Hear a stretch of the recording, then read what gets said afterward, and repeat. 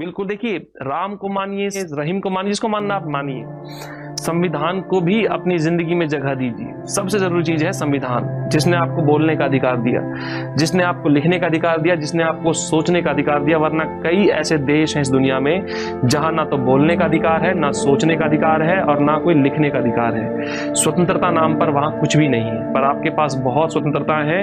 आपको जीने का एक बड़ा आधार मिला है, आपको अपनी सोच को विकसित करने का आधार मिला है, आपको अपनी सरकारों को क्रिटिसाइज करने का अधिकार मिला है। यदि कोई सरकार गलत काम करती है तो आपके संविधान ने आपको यह अधिकार दिया है। आपको एक बहुत शानदार राज व्यवस्था प्रदान की है इस संविधान ने।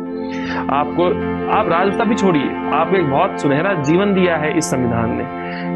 एक सुनहरे जीवन की परिकल्पना आप इस संविधान से कर सकते हैं। अगर आप चाहते हैं कि आप सीएम बने, आप पीएम बने, तो आप वो भी बन सकते हैं। एग्जाम्पल बहुत सारे हमारे पास हैं। अरविंद केजरीवाल बहुत नया, बहुत ऐसा नहीं कि बहुत पुराना राजनीति में इनका नाम था, या नरेंद्र भाई मोदी जो कि एक चाय वाला है वो आज भारत का पीएम है। तो ऐसे में आप भी सोच सकते हैं, यदि आप चाहें तो आप कर सकते हैं। बुराइयां लाख होती हैं किसी में, पर वहां तक पहुंचना भी जरूरी है। हाँ, अगर आप अच्छाई के साथ चल रहे हैं तो बहुत अच्छी बात है। आपको 100 लोग, 1000 लोग भाई आपको अप्रिशिएट करेंगे, ठीक है। पर कुल मिला के संविधान की इज्जत कीजिए। संविधान ने आपको एक जीवन जीने का बेहतर तरीका, वरना आसपास के मुल्कों में देखिए, जरा सी नजर घुमाएंगे तो पता चलेगा आपको। आपके बगल में बांग्लादेश है, श्रीलंका है, नेपाल है, भूटान है, पाकिस्तान है, चाइना है। चाइना भी कहने को तो लोकतंत्र ही है, पर कैसा लोकतंत्र है ये आपको भी पता है। पर दुनिया का वास्तविक लोकतंत्र तो, लार्जेस्ट डेमोक्रेसी तो भारत ही है। यूएस वगैरह है, पर लार्जेस्ट डेमोक्रेसी, दुनिया का सबसे बड़ा लोकतंत्र तो भारत ही है, ठीक है। तो इसमें अपना योगदान दीजिए, अपने आप को समझिए, अपने आप की स्वतंत्रताओं का इस्तेमाल कीजिए। मानसिक बंदी मत बनिए। हमारे देश की एक बहुत बड़ी जनसंख्या ऐसी बन चुकी है जो मानसिक बंदी है। कोई किसी पार्टी को सपोर्ट करता है, कोई किसी पार्टी को सपोर्ट करता है, या कोई किसी व्यक्ति को सपोर्ट करता है। मानसिक बंधक नहीं बनना है, क्योंकि जो व्यक्ति मानसिक बंधक बन गया वो व्यक्ति जीवन में कभी कुछ नहीं कर सकता।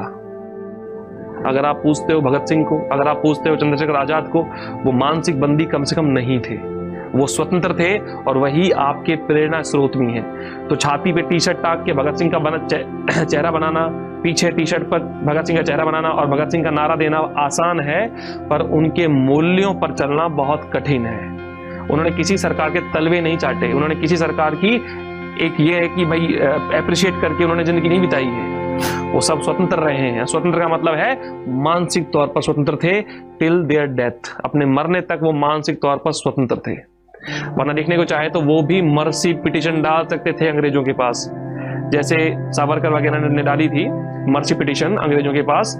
इनको उसके बाद लाया गया था 1923-24 में, कहां पर, यहाँ रत्नागिरी जेल में, महाराष्ट्र में लाया गया था। इनको डाला गया था, काला पानी की सजा दी गई थी सावरकर साहब को, जब ये थे कहां पर, अंडमान निकोबार में इनको डाला गया था। उसके बाद इन्होंने पिटीशन डाली थी अंग्रेजों के पास कि मुझे छोड़ दिया जाए, मैं किसी भी अगले मूवमेंट में योगदान नहीं दूंगा, या मैं उनमें शामिल नहीं होऊंगा। वहीं पर एक भगत सिंह थे जिनको अंग्रेजों ने सामने से कहा था कि यदि तुम मर्सी पिटीशन डाल दोगे तो हम तुम्हें माफ कर देंगे। भगत सिंह ने साफ मना कर दिया था। तो क्या बनना है ये आप पर निर्भर करता है। स्वतंत्र किस आधार पर रहना है। मानसिक गुलाम तो हर कोई है।